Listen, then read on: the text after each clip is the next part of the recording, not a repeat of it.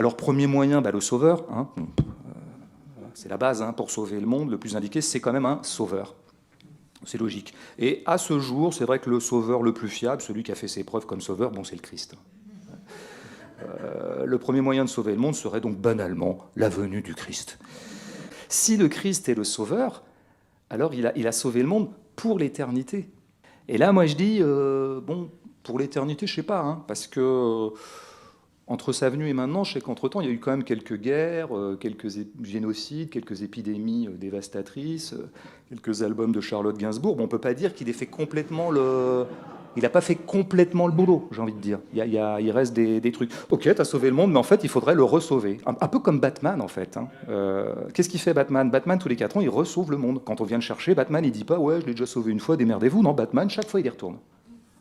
Alors, parfois, il traîne un peu les pieds, on le voit un peu soupirer. C'est vrai qu'il est un peu sombre, parfois, Batman, un peu mélancolique. Il en a un peu marre, quand même, de sauver les gens comme ça tous les 4 ans. Mais à chaque fois, il y va. À chaque fois, il y retourne, et bam. Donc, de ce point de vue, la rigueur théologique commande de conclure que Batman est un tout petit peu moins feignasse que Jésus. Le Christ, il est plus tir au flanc. Il se fait un peu prier. Mon premier moyen infaillible de sauver le monde, ce serait donc la prière. La prière. Mais est-ce qu'un peuple qui passe son temps devant Netflix, est-ce qu'un peuple qui regarde des séries en boucle a encore en lui assez d'innocence, de bonté, d'humilité, de folie, de superstition, d'enfance, pour prier? Alors c'est une métaphore, que la nuit se change en jour, ça veut dire que le malheur se change en bonheur, par exemple.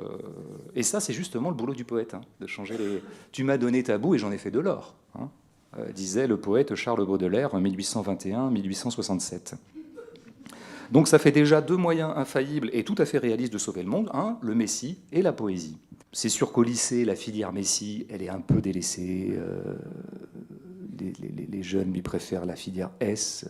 Combien il y a de poètes en France? Je ne sais pas. Bon, j'en ai cité un, Michel Sardou.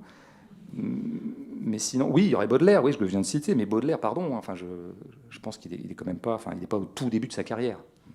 Donc moi, c'est pas un pari sur l'avenir non plus, Baudelaire. C'est pas le jeune mec sur lequel on va pouvoir compter en termes de poésie. Quand un entrepreneur entreprend, c'est pas pour gagner de l'argent. Les entrepreneurs, ils entreprennent pour, petit a, entreprendre. Car une vie sans entreprendre n'est pas une vie épanouie. Regardez, moi, j'ai jamais rien entrepris, je n'ai pas une vie épanouie. Je n'ai pas une vie épanouie, il ne faut pas se mentir, d'où qu'on prenne la chose, je n'ai pas une vie épanouie. Parce que je n'ai pas entrepris. Petit b, ils entreprennent pour donner du sens.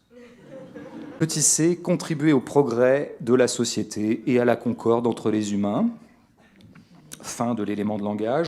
Donc on dira, des gens me diront, ouais, mais là, tu leur inventes des intentions un petit peu quand même bizarres, on ne sait pas en fait, on ne sait pas leurs intentions aux entrepreneurs, tu n'as aucune preuve que c'est ça qu'ils veulent, donner du sens, tout ça, quoi. Mais je lui dis, mais si, la preuve on l'a, elle est factuelle, elle est tangible, elle est scientifique, c'est la publicité. Le slogan d'Apple, c'est pas fais péter la thune, espèce de pigeon, c'est think different. Alors je traduis, pense différent.